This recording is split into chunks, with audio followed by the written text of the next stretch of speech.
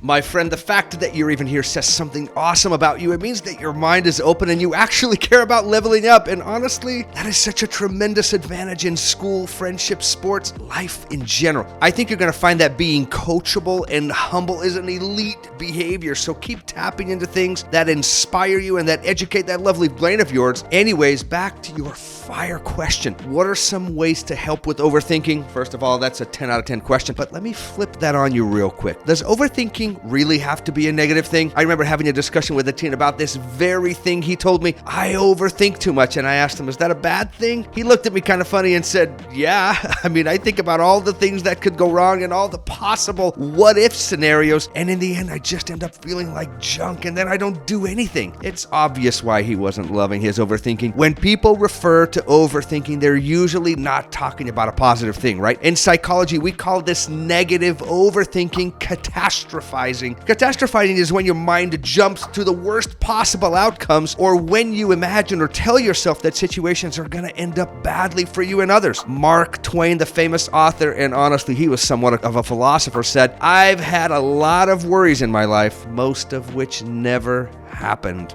Our lovely brains sometimes love to spend a ton of energy worrying about how things can and will go wrong. Sometimes our brains will travel to the past and find all of our failures, all of our rejection, all of our mistakes, and simply project those to the future. In other words, we end up thinking that just because something happened there in the past, that it's going to happen now and in the future as well. But my friends, this simply isn't true. In fact, this is called generalizing, and it's one of your brain's favorite little tools to use that sometimes is useful and other times, man, not so much. But let's get back to overthinking and catastrophizing and what we can do to learn and teach our brain a much better set of skills that doesn't leave us feeling unmotivated, nervous, worried, and pessimistic about the present and the future. My friend, the goal is for you to go into this world with confidence, to know that you can grow, learn anything, and be awesome to yourself and others. I'm not just trying to hype you up or get you to feel good. I want you to internalize this so that when you catch your brain overthinking in a negative way and filling you with doubt and discouragement, I want you to be able to respond with intelligence, with reason, and a proven strategy so that when you do it, you can do it well. So what can you do when your brain is overthinking in a negative way? Step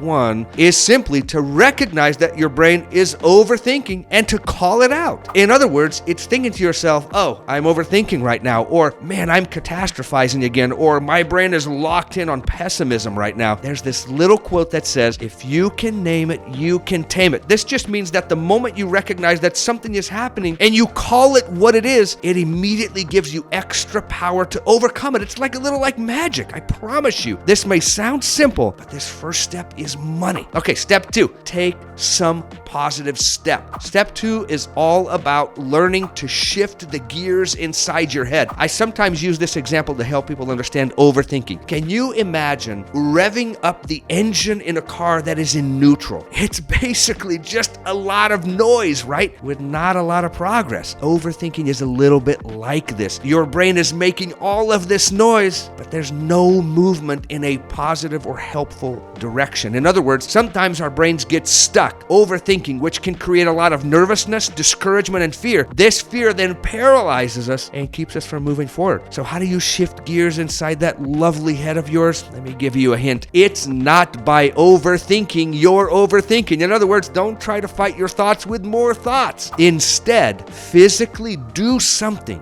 that is fun, productive, with people, helpful, engaging, and that you think is good. This is how you put your brain into gear and overcome your overthinking. Last but not least, step number 3 is ask better questions and get better answers. Let me teach you a brain hack. Your brain is like a dog chasing a stick. Have you ever seen a dog get locked in on food or a tennis ball or something else, and whenever you move that ball or throw that stick, they explode into action? Well, your brain is a little like this with questions. When you ask your brain a question, your brain is going to go looking for a solution to that question. So when you ask the question, what if I bomb this test? Or what if I don't make the team? Or what if you tell your brain that no matter what you do, things aren't going to get better? When we tell our brain these things, our brain, like that dog, goes to work finding bring answers to those questions. So the hack here is ask better questions that move and inspire you to take positive steps. And instead of falling into the black hole of negative overthinking, try asking, what can I do right now that would be helpful? What can I do that would be fun, that I could feel proud of? Or how can I improve my grades? Or what can I do that would help my family or my friends? Or what's something cool that I could do right now that's good for my body, my mind, and my soul? And then take action. I believe it was Tony Robbins that once said, and I'm paraphrasing here, the quickest way to shift the way you feel and think is to physically do something. So once again, don't stay stuck on the couch or lying in your bed trying to mentally tug a war with your brain. Instead, do something that you believe is fun, good, intelligent, adventurous, cool, kind, awesome, and something that builds your social circle, your mind, and your body. Don't